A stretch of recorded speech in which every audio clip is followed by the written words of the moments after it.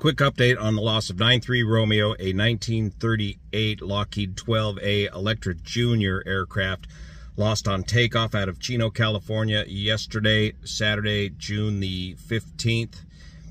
It appears to be a stall spin accident on takeoff from an altitude of about 300 feet. Preliminary reports are indicating 1 or 2 fatalities.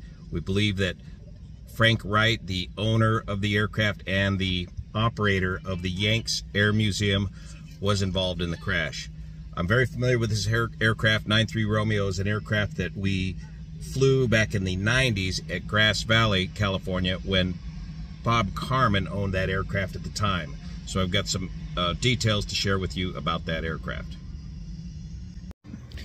The Lockheed Electra Junior, the 12A, was a smaller version of the Lockheed Electra 10. The Electra 10 model was the famous aircraft that Amelia Earhart flew in her attempt to fly around the world. The 12A became a popular aircraft for executives, especially in the oil industry at the time in the 30s. Now, a couple things about that aircraft is that it has electric gear and electric flaps. And these, like many of the designs out of the 1930s, the cockpit ergonomics is a little cumbersome at best. For example, the flaps in the Lockheed Electra Junior is not a traditional flap handle like you would see in more modern aircraft. It is instead a plunger which operates the flaps electrically. Same with the landing gear. It's simply a plunger. The aircraft is powered by two 985 Pratt & Whitney engines with the Hamilton Standard constant speed, fully feathering propellers. A bit more about the flaps on the Lockheed Electra Junior.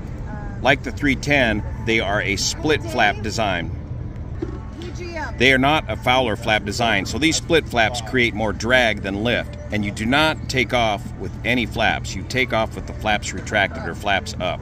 The reason I'm bringing this up, and investigators are going to have to prove this or corroborate this, is there is a photo out there of the accident aircraft departing just before it crashed with the gear up and the flaps fully extended. The aircraft will not fly in this configuration.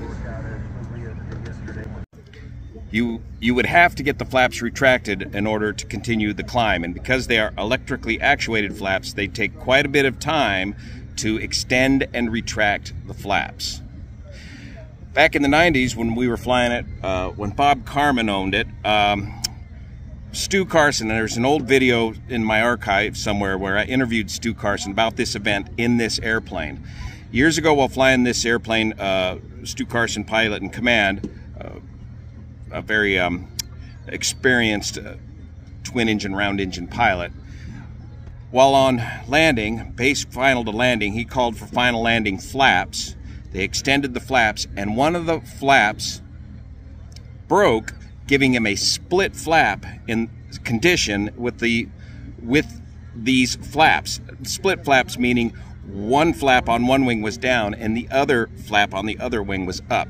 Stu Carson very quickly reacted and called for the flaps to be retracted because this induced such a rolling motion into the aircraft that he was beginning to lose control of the aircraft.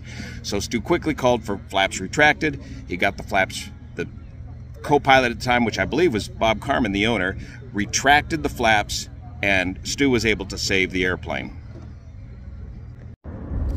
Here's 93 Romeo in the Airplane Dossier website, the history of the aircraft. 93 Romeo. There's where it was owned in the 90s by Bob Carmen here in Rough and Ready or Grass Valley, California. That's when we were flying it. That's what the aircraft looked like shortly after he sold it, and in better days. And here's what the aircraft looks like after the crash.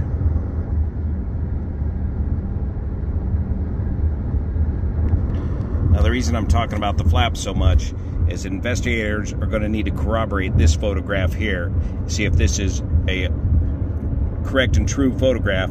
Just prior to the accident, we see the flaps in the fully extended position. The landing gear is up. If on takeoff in this configuration, the aircraft will not remain airborne. Thank you so much for your support of this channel, especially the folks over on Patreon. See you here.